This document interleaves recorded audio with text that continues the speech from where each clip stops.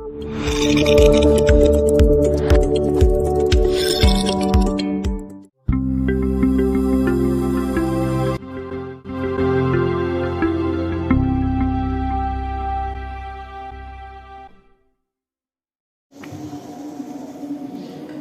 hamdalillah nahmaduhu wa nasta'inuhu wa nastaghfiruh wa na'udzu billahi min shururi anfusina wa min sayyiati a'malina may yahdihillahu fala mudilla lahu wa may yudlilhu fala hadiya lahu asyhadu an la ilaha illallah wahdahu la syarika lahu wa asyhadu anna Muhammadan abduhu wa rasuluh. Allahumma shalli ala sayyidina Muhammad wa ala alihi wa sahbihi wa man tabi'ahum bi ihsanin ila yaumiddin. Qala Allah Ta'ala fil kitabil karim, a'udzu billahi minasy syaithanir rajim. Bismillahirrahmanirrahim. Ya ayyuhalladzina amanu taqullaha haqqa tuqatih wa la tamutunna illa wa antum muslimun. Wa qala aidan, ya ayyuhalladzina amanu taqullaha wa qulu qawlan sadida yuslih lakum a'malakum wa yaghfir lakum dhunubakum wa man yuti'illaha wa rasulahu faqad faza fawzan 'azima. Amma ba'd. Hadirin jamaah yang Allah sayangi, kita bersyukur kepada Allah meski kita, bangsa dan masyarakat kita sekarang ini sedang dalam banyak kesulitan. Dengan syukur kepada Allah akan mendatangkan haji yang lapang, pikiran yang tenang, dan bahagia yang tak terkira dan tak berujung. Syukur dari nikmat yang nampak oleh mata maupun tidak nampak. Berusaha meningkatkan ibadah dari waktu ke waktu, hari ke hari, pekan ke pekan, hingga kita mendapatkan predikat sebagai hamba Allah yang terbaik di hadapannya. Salawat bertampaikan salam selalu kita haturkan kepada manusia mulia, Nabi terakhir, Nabi Muhammad sallallahu alaihi wasallam. Beliau membawa perubahan yang besar kepada sejarah umat manusia atas izin Allah. Bukan sekedar perubahan saja, tapi dipenuhi dengan kemuliaan akhlak. Mengeluarkan manusia dari ibadah kepada makhluk menjadi ibadah kepada Sang Khaliq. Khatib berwasiat kepada diri khatib pribadi dan kepada hadirin yang mulia, marilah terus menerus kita saling menasihati dalam ketakwaan dan keimanan kepada Allah. Sebab orang yang saling tolong menolong dan saling menasihati akan terlepas dari kerugian dan kegagalan. Mari bertakwa kepada Allah dengan penuh kesungguhan. Hadirin yang disayangi Allah, izinkan khatib pada kesempatan kali ini menyampaikan suatu tema: hijrah, pengorbanan, dan ijtihad. Hadirin yang dirahmati Allah, yang pertama, hijrah, momentum perubahan. Dalam salah satu hadis, Rasulullah SAW bersabda, al-muslimu man salima muslimuna min lisanihi wa yadihi, wal muhajiru man hajara ma nahallahu anhu. Muttafaqun alaih. Muslim ialah orang yang semua orang muslim selamat dari kejahatan lidah, yaitu ucapannya, dan kejahatan tangannya, yaitu perbuatannya. Muhajir ialah orang yang meninggalkan apa-apa yang dilarang oleh Allah kepadanya. Muttafaq alaih. Dari hadis ini dapat kita simpulkan, dapat kita pahami bahwa hakikat seorang muslim adalah bagaimana ia dapat menjadi orang yang dapat bermanfaat dan berusaha berlaku dan berkata yang baik. Hadirin yang dirahmati Allah, betapa banyak kekacauan, permusuhan, perselisihan, dan kerusuhan terjadi karena orang-orang tidak mampu menjaga lidahnya dan akhlaknya. Ingatlah dengan hadis yang kami sebutkan tadi, orang yang muhajir, orang yang berhijrah ialah orang yang meninggalkan apa yang dilarang oleh Allah. Semua perubahan itu dimulai dengan niat yang kuat dan teman yang soleh. Niat yang kuat akan melahirkan istiqomah di jalan Allah dalam meninggalkan yang dilarang olehnya. Seperti yang disampaikan baginda Rasulullah sallallahu alaihi wasallam, innama a'malu binniyati wa innama likulli imrin ma nawa. Sesungguhnya setiap perbuatan tergantung niatnya, dan setiap orang akan mendapatkan sesuai dengan apa yang ia niatkan. Hadirin yang dimuliakan Allah, jangan sepelekan tentang niat. Sebab betapa banyak orang yang rusak, tersesat, dan tidak baik akhlaknya, tapi karena ia pernah berniat ingin berubah menjadi orang yang baik, maka Allah kabulkan niatnya tersebut.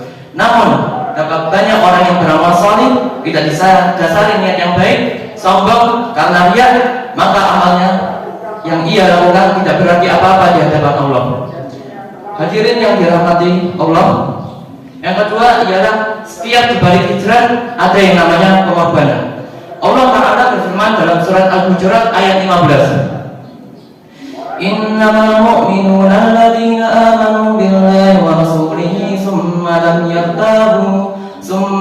yartabu wa jahadu bi amwalihim wa anfusihim fi sabilillah ulaika humus shadiqun.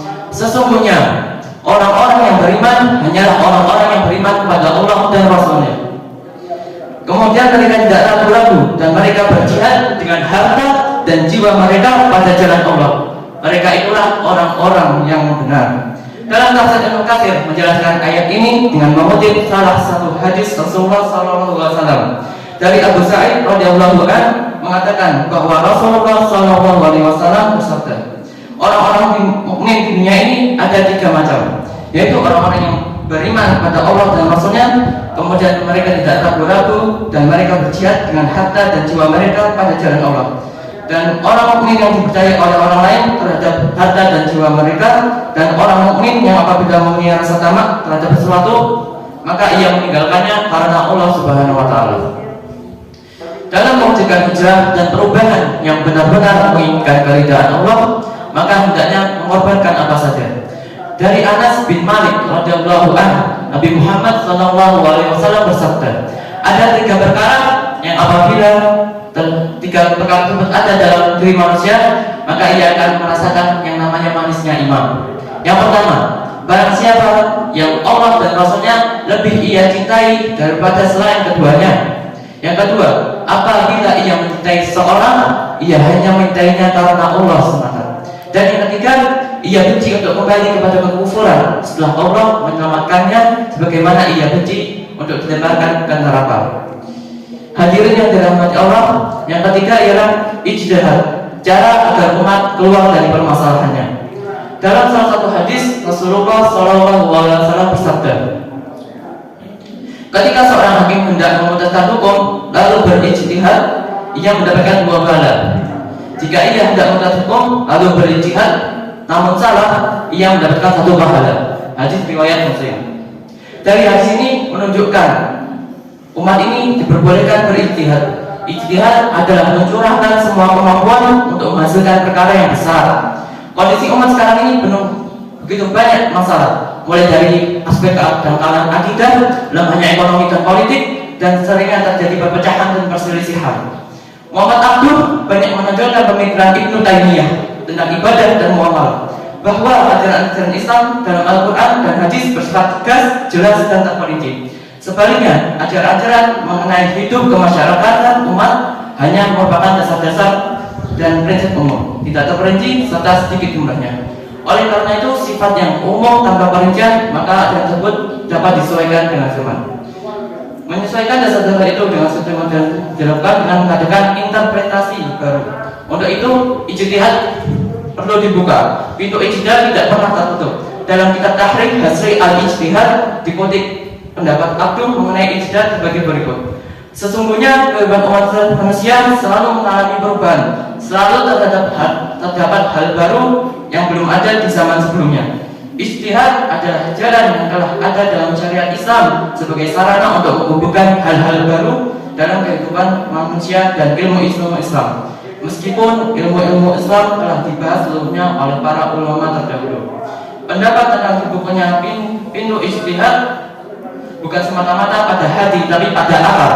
Al-Quran memberikan kedudukan yang tinggi bagi akal. Al-Quran merupakan mukjizat Nabi Muhammad SAW yang pada masanya bahwa bahasa dan sastra adalah suatu yang sangat diunggulkan pada zaman itu. Namun di zaman ini yang diunggulkan adalah teknologi dan pengetahuan alam. Perlu saya tegaskan bahwa Al-Quran bukanlah kitab yang pengetahuan. Al-Quran is not book of science, but is book of science. Al-Quran adalah buku tentang tanda-tanda di mana kita memerlukan akal untuk menelaah Al-Quran tersebut. Islam menurut Muhammad Abduh adalah agama rasional. Menggunakan akal adalah salah satu dasar Islam. Iman seseorang tak akan sempurna tanpa adanya akal. Tentunya tidak semua orang dapat berijtihad. Namun ada ketentuan yang harus dipenuhi, syarat dan rukunnya mesti terpenuhi hingga tercapailah maksud dan tujuan dari ijtihad tersebut. Ijtihad adalah bagaimana kita fokus terhadap solusi dan jalan keluar permasalahan umat ini. Misalnya, masalah banyaknya pengangguran. Artinya bagaimana kita mencari cara dengan ijtihad agar membuka lapangan pekerjaan seluas-luasnya. Apalagi kita sudah berada di bulan ke-9 tahun ini. Jangan sampai keadaan yang sama terjadi di bulan maupun tahun yang akan datang. Kita butuh perubahan yang lebih baik aspek ketakwaan, ibadah, muamalah, dan sosial ekonomi, politik, dan lain-lainnya. Barakallahu li wa lakum fil Qur'anil azim, nafa'ani wa iyyakum bil ayati wa dzikril hakim. Innahu ta'ala jawwadun karimun malikun barur raufur rahim.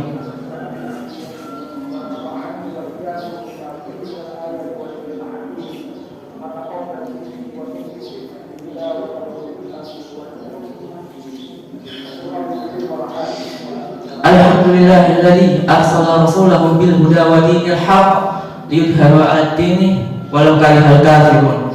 Asyhadu an la ilaha illallah wahdahu la syarika lah wa asyhadu anna Muhammadan abduhu wa rasuluh. Ya ayyuhalladzina amanu taqullaha haqqa tuqatih wa la tamutunna illa wa antum muslimun.